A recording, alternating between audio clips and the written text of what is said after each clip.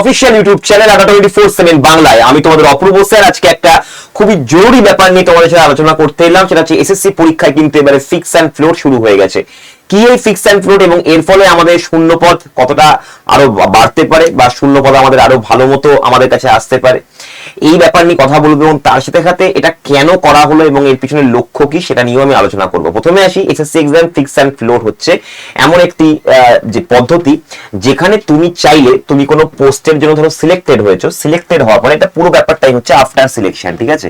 এটা হচ্ছে after qualifying the examination, after qualifying examination, ঠিক আছে?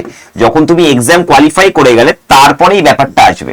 তুমি ধরো কোনো একটা পোস্ট তুমি বলছো যে হ্যাঁ আমি এটাতে অ্যাপ্লাই করেছিলাম আগে, তো সেখানে তুমি যদি ফিক্স করে নাও তাহলে তোমার ওই যে পোস্টটা সেটা তুমি যদি কয়েকদিন পরে বা লেট করেও জয়েন করো তাহলে সেটা তোমার জন্য থাকবে। কিন্তু তুমি যদি বলো যে না আমি এই চাকরিতে থাকবো না, আমি যদি চাই যদি এর থেকে ভালো অপরচুনিটি পাই, ভালো কোনো পোস্টিং পেলাম আমি অন্য কোনো ডিপার্টমেন্টে, তাহলে আমি ওখানে ওই পোস্ট ওই ডিপার্টমেন্টে চলে যাব, তাহলে তুমি তখন করে দেবে ফ্লোট। এতে কি হবে, কারণ এতে কি হবে, তুমি যদি এই যেটাকে তুমি ফিক্স করেছিলে বা যেটাকে তুমি প্রথম তোমার যেটা প্রেফারেন্স ছিল সেখান থেকে তুমি যদি ফ্লোট করে অন্য কোথাও যাও তাহলে তো এটা ফাঁকা থেকে গেল না। এবং এই যে ফাঁকা থেকে যাওয়ার ফলে এই জায়গাটা একটা শূন্য পদ সৃষ্টি হলো। এবার আছে ফাঁকা কেন থাকবে স্যার, ওর পিছনে যে আছে সে চলে আসবে, কিন্তু সেটা খুব সহজ নয়। কেন সহজ নয় ব্যাপারটা দেখো, এটার লক্ষ্যটা হচ্ছে সম্পূর্ণ শূন্য পদ পূরণ। প্রত্যেক বছর বছর দেখা গেছে, এটা এসএসসি লক্ষ্য করেছে যে এসএসসির কিন্তু বিভিন্ন ছোট ছোট বেশ কিছু ডিপার্টমেন্টে, যেমন কিছু এমটিএস, কিছু স্টেনোগ্রাফার, সিজিএল এর বেশ কিছু পোস্ট, সিএসএস এর বেশ কিছু পোস্ট ফাঁকা থেকে যাচ্ছে। এই সেগুলোকে সম্পূর্ণভাবে পূরণ করতে হবে এবং বছরের পর বছর কোনো রকম কোনো শূন্য পদ যেন ফাঁকা না থাকে, তার জন্য এই নিয়মটা আনা হয়েছে বা এই সুযোগটা দেওয়া হয়েছে ছাত্রদেরকে। কিরকম ভাবে, কারণটা খুবই কিউট একটা স্ক্যাম, মানে এটা হয়তো ওরা বুঝতে পেরেছে এবারে, তাই জন্য এটা বের করেছে। এতদিন ধরে স্ক্যামটা হয়েই চলতো। কিরকম ব্যাপারটা, ফাইনাল রেজাল্টের পর ডকুমেন্ট ভেরিফিকেশন হতো। এবার ব্যাপারটা দেখো, যে ফাইনাল রেজাল্ট বেরিয়েছে, অর্থাৎ যে দুটো বা তিনটে বা যতগুলো পরীক্ষা হোক কোয়ালিফাই করে সে আলটিমেটলি মানে তোমার ডকুমেন্ট ভেরিফিকেশনের স্টেজে গেছে, সেখানে গিয়ে তার ডকুমেন্ট ভেরিফাই করে দেখা গেল সে তো এলিজিবলই না, এমনি চলে এসছে। এবার তারপরেও যদি ওর জয়েনিং হয়ে যায় সেটা তো ভাই কোনো আপার লেভেলের করাপশন, অতি তো আমি হাত দিতে পারবো না। কিন্তু যেটা দেখা গেছে সাধারণ মানুষের চোখে, যেটা এসএসসিও দেখেছে, যে সুপ্রিম কোর্টও ইভেন এটা দেখেছে, যে ফাইনাল রেজাল্টের পর ডকুমেন্ট ভেরিফিকেশন হওয়ার কারণে সাপোজ কেউ পরীক্ষা কোয়ালিফাই করে গেছে, তারপর দেখছো এই পোস্টের জন্য এলিজিবিলিটি না, তাহলে ওকে কি করতে হবে, ওখান থেকে বের করে দিতে হবে। তাহলে ওই জায়গাটা কি হয়ে গেল, ফাঁকা থেকে গেল না? এবার এই ফাঁকাটা, এইরকম প্রচুর পোস্ট কিন্তু ফাঁকা থেকে যেত এতদিন বছরের পর বছর, যার ফলে পরবর্তী যে আমাদের যে ভ্যাকেন্সিটা, সেটা আগের ভ্যাকেন্সিটা পূরণ না হলে তো পরবর্তী নতুন ভ্যাকেন্সি পাবে না। ওই জন্যই 2022-এ প্রায় 11,000 প্লাস ভ্যাকেন্সি আসার পরে এখানে যেহেতু কিছু বাকি থেকে গেছিল, ওই জন্য 2023-এ মাত্র 1738 ভ্যাকেন্সি এসেছিল, ওইরকম কিছু একটা, আমি এক্সাক্ট একটা মনে নেই। বাট এটাই হচ্ছে সেই কারণ যে 2023-এ কেন এত কম এলো। তার কারণটা হচ্ছে 2023-এ ভালোই আসতো, কিন্তু 2022-এ যেটা পূরণ হয়নি ওটাকে তো পূরণ করতে হবে না, নয়তো ক্যালেন্ডারই ওদের চেঞ্জ হয়ে যাবে। মানে ওদের যে পে কমিশন বসে বা যে পেমেন্টের যে শিডিউলটা, যেটা একটা টাইম লাইন থাকে, সেটাই তো আমাদের পুরো একদম খারাপ হয়ে যাবে, তাই না, গড়বড়। তো যার জন্য এখন এই ব্যাপারটা করেছে। এবার আমি কিভাবে তোমরা ফিক্স অ্যান্ড ফ্লোট করবে সে সম্পূর্ণ পদ্ধতি আমি তোমাদেরকে বলে দিচ্ছি। তো এই কারণে অ্যাকচুয়ালি এই ফিক্স অ্যান্ড ফ্লোট ব্যাপারটা আনা হয়েছে। এবার যদি আমরা অফিসিয়াল ওয়েবসাইটে যাই, সেখানেও দেখো পুরোপুরি সুন্দরভাবে একদম একই কথা লেখা হয়েছে যে এসএসসি দেখেছে যে ভেরিয়াস মিনিস্ট্রি বা ডিপার্টমেন্ট বা অর্গানাইজেশন গভর্নমেন্ট দেখেছে যে একটা বিশেষ নাম্বার, মানে বেশ ভালো রকমের নম্বরের ডকুমেন্ট ভেরিফিকেশনে বাদ চলে যাওয়ার জন্য এই ভালো রকমের ভ্যাকেন্সি কিন্তু রিমেন আনফিল্ড থেকে যাচ্ছে প্রত্যেক বছরে। দেখো বলে দিয়েছে রিমেন আনফিল্ড ইচ ইয়ার, একদম পরিষ্কার পুরো বলে দিয়েছে। এটা এসএসসি নিজেই এটা অ্যাডমিট করেছে এতদিন পর যে না সত্যি সত্যি ঘটনাটা করছে। এর আগে অনেকবারই অনেক স্যার ইউটিউবে বা আমরা আড্ডা 24/7 চ্যানেল থেকে বলেছি সেগুলো ব্যাপারগুলো, এতদিন পরে কানে গেছে। যাই হোক, তো এবারে in multi factor examination it is possible for SSC to maintain any waiting list. এর ওয়েটিং লিস্ট তো রাখা যাবে না, কারণ এগুলো মাল্টি ফ্যাক্টর এক্সামিনেশন, বিভিন্ন পোস্টে বিভিন্ন রকম পরীক্ষা হয়ে সেটা জয়েনিং হচ্ছে। Therefore, these unfilled vacancies have to be reported again for next examination cycle in order to address such challenges and to ensure optimal filling up for reported vacancies. মানে কি, এরপর থেকে আর ওই ভ্যাকেন্সিটা যতটা পারা যায় ততটা ওরা ফিল করবে, বাকি যেটুকু থাকবে সেটা সামনের ভ্যাকেন্সিতে অ্যাড আপ হয়ে যাবে। যেটা হতো কি, যেটা বাকি থেকে যেত ওটাই সামনের বছর দিয়ে যেত, যার ফলে এইটুকু ভ্যাকেন্সি পেতাম আমরা 1000-2000 ভ্যাকেন্সি। যার ফলে এবার থেকে কিন্তু SSC CHSL, SSC CGL, SSC MTS বছরের পরের বছর যে তুমি ভ্যাকেন্সি গুলো পাবে এরপরে, এটা কিন্তু তুমি কম ভ্যাকেন্সি পাবে না, মিনিমাম তুমি 5000-এর ওপরেই ভ্যাকেন্সি পাবে, মিনিমাম বললাম, ওই 1-2000 ভ্যাকেন্সি আর তোমরা দেখতে পাবে না। এটার জন্য এটাই সব থেকে ভালো আমাদের কাছে একটা রেজাল্ট বা তুমি বলতে পারো কনসিকোয়েন্স, পরিণাম একটা দেখা যেতে পারে, যেটাতে কিন্তু ভ্যাকেন্সি এবার থেকে আমাদের যেটা পুরো ফ্রেশ ভ্যাকেন্সি পাবো, ওই পুরনো ভ্যাকেন্সিতে আমরা খেলবো না। এরপরে কিন্তু objective of the propose sliding mechanism is to ensure maximum filling. তো এখানে দেখে নাও কি করতে হবে। Under the propose mechanism the first round of tentative allocation, FRTA বলে একটা অ্যালোকেশন স্টার্ট হবে, will be made on the basis of the option submitted by the candidates as per the current practice. Current practice মানে কি, সে এখন নিজের কি কি preference রেখেছে, কোন কোন পোস্টে সে আগে প্রেফারেন্স, কোন কোন পোস্টে পরে প্রেফারেন্স দিল। For the confirmation of the tentative allocation in the first round, the candidates will be required to visit the regional director RD office SSC and complete identification by verification through Aadhaar authentication দিয়ে তাকে RD অফিসে গিয়ে তারা নিজের আইডেন্টিফিকেশনকে verify করবে, তারপর তারা tentative অ্যালোকেশনে আস্তে আস্তে প্রেফারেন্স দিতে থাকবে। ফার্স্ট রাউন্ড এটা। At the stage 4 মানে fourth stage, candidates will be required to exercise either a fix or float option. The fix option will be indicate acceptance of the tentatively allotted post. তো সে যে tentatively a lot করেছে পোস্টগুলো নিজের preference অনুযায়ী, সেখানে কি তুমি তোমাকে জিজ্ঞাসা করবে তুমি কোন কোন পোস্টগুলোকে ফিক্স করতে চাও। ফিক্স মানে কি, তুমি এখান থেকে হটবে না, যতই হোক, যত দেরি হোক, তুমি ওই ডিপার্টমেন্টে গিয়ে ওই পোস্টে জয়েন করবে, তো তুমি ফিক্স করে দিলে। Tentatively allotted post in the first round as final, মানে তুমি ফাইনাল করে দিলে, ফিক্স মানে ফাইনাল হয়ে গেল, উইথ নো ফার্দার কনসিডারেশন। একবার যদি ফিক্স করে দিলে তাহলে কিন্তু আর নেক্সট কোনো চেঞ্জেস, কোনো আপগ্রেডেশন, খুব কিছু এন্টারটেইন করা হবে না, একবারই ফিক্স করতে পারবে। The float option will indicate willingness of the candidate to be considered for upgradation.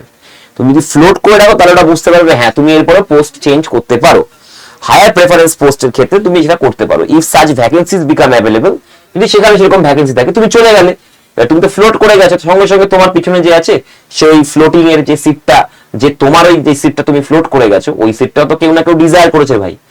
তোমার ডিজায়ার হচ্ছে, ধরো তুমি অফিস অ্যাসিস্ট্যান্টের, তুমি অফিস সুপারিনটেন্ডেন্টের পোস্টে তোমার খুব ইচ্ছা, তুমি দেখতে পাচ্ছ তোমার যা কাট অফ উঠেছে বা তাতে তুমি কাট অফ ক্লিয়ার করে যাবে, এবং তুমি ফ্লোট করে দিলে, তুমি পোস্টাল অ্যাসিস্ট্যান্টের পোস্টটাকে ফ্লোট করে দিয়ে তুমি চলে গেলে কোথায়, তুমি চলে গেলে আমাদের ইয়েতে কি বলে অফিস সুপারিনটেন্ডেন্টের পোস্টে চলে গেলে। তো তুমি যে পোস্টাল অ্যাসিস্ট্যান্টটা তুমি ফ্লোট করেছিলে, ওটাকে তো কেউ ফিক্স করেছে আগে, বা ওটাকে কেউ ফ্লোট করে রেখেছে, তো তারপরে তোমার পরে যার প্রেফারেন্স থাকবে সে ওখানে চলে আসবে। তো only one round of sliding will be conducted for each examination cycle. প্রত্যেকটা এক্সামিনেশন সাইকেলে যারা পরীক্ষা কোয়ালিফাই করছে তারা একটাই চান্স পাবে এই স্লাইডিং এর জন্য।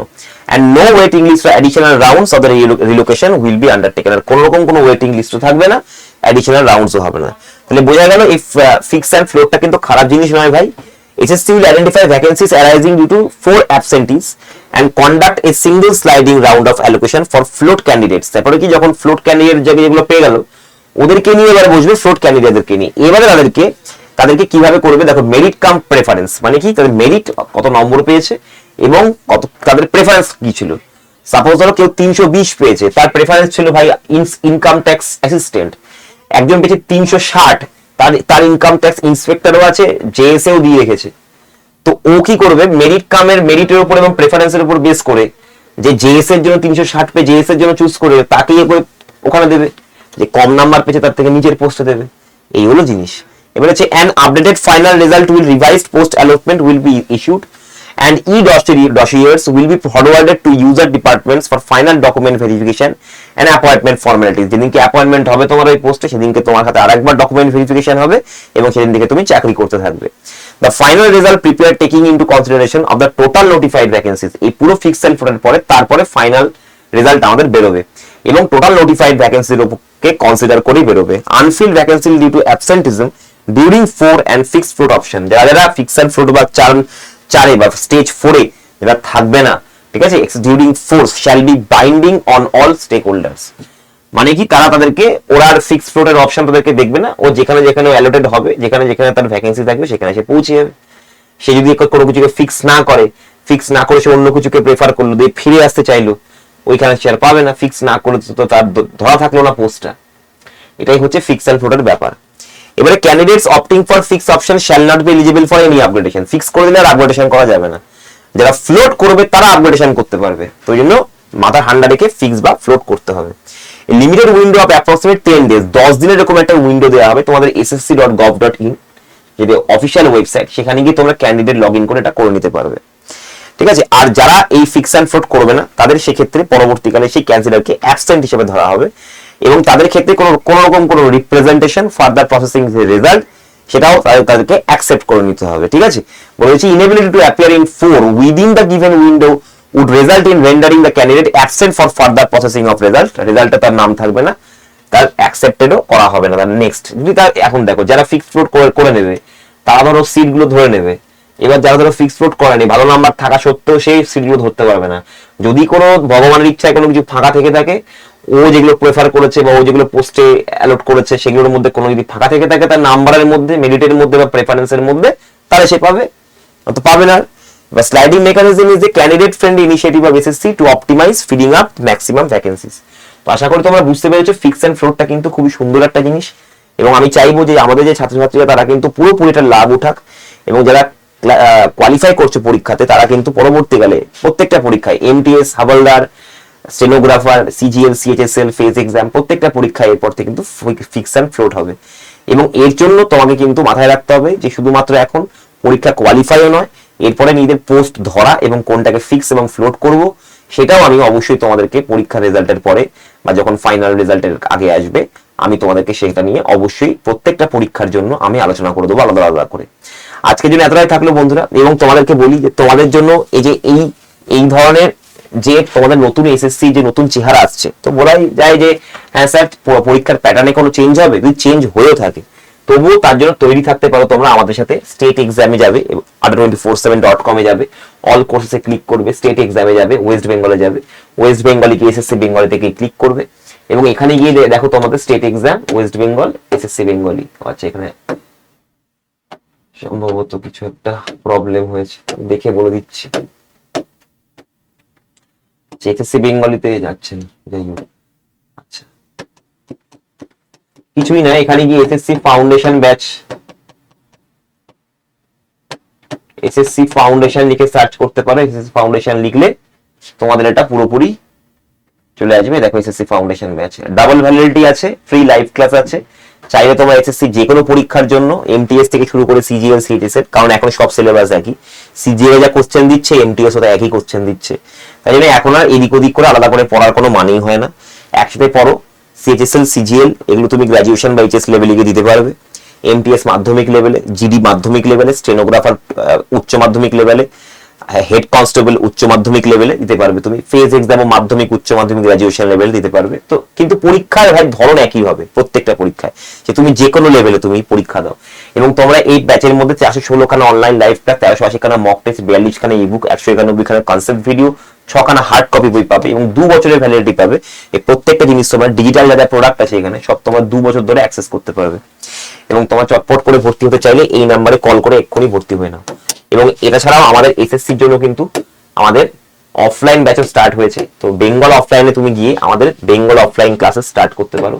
যেমন তুমি বেঙ্গল সুপার 70 লিখলে চলে আসবে আমাদের এখানে 70 জনেরই সিট আছে, তার বেশি নেওয়া হবে না। 16ই মার্চ থেকে আমাদের ক্লাস স্টার্ট হচ্ছে। এই যে সিলেকশন গুলো সুপার 70 4.0 432 খানা অলরেডি টপিকের ভিডিও দেওয়া আছে, ক্লাস মিস করলে সেই ক্লাসের টপিকের ভিডিও অলরেডি তোমার কাছে থাকবে। তো তুমি ক্লাসে যদি নাও আসতে পারো তবু তুমি পড়াকে কিন্তু তোমার পিছবে না তোমার। এবং নেক্সট হচ্ছে এখানে তোমাদের সবকিছুই হার্ড কপি ম্যাটেরিয়াল থেকে শুরু করে মক টেস্ট, লাইভ ক্লাস সবকিছু এখানে প্রোভাইড করা হবে। এটাও তোমাদের ভ্যালিডিটি 24 মাস অর্থাৎ 2 বছর করে দেওয়া হয়েছে। এবং টিল সাকসেস তুমি এখানে ডাউট ক্লিয়ার করতে পারবে। এখানে তোমাকে পুরো ফিস দেওয়ার দরকার নেই, শুধু অ্যাডমিশন ফিস দেবে, টিউশন ফিস দেবে। চাকরি পাওয়ার পরে এখানে তুমি শুধু হাফ টাকা দেবে, গোটা ব্যাচের যা প্রাইস বা অ্যাডমিশন ফিস তার হাফ টাকা, অর্থাৎ আমাদের টোটাল ওই 28,000 টাকা মতো এটা টোটাল ফিজ আছে। তবে তুমি 28,000 টাকা দেবে না, তুমি দেবে 14,000 টাকা। Y210 কোডটা ব্যবহার করবে এবং ওই 13,998 14,000 টাকা তোমাকে দিতে হবে এখন। বাকি টাকাটা তুমি চাকরি পেলে দেবে, না পেলে দেবে না।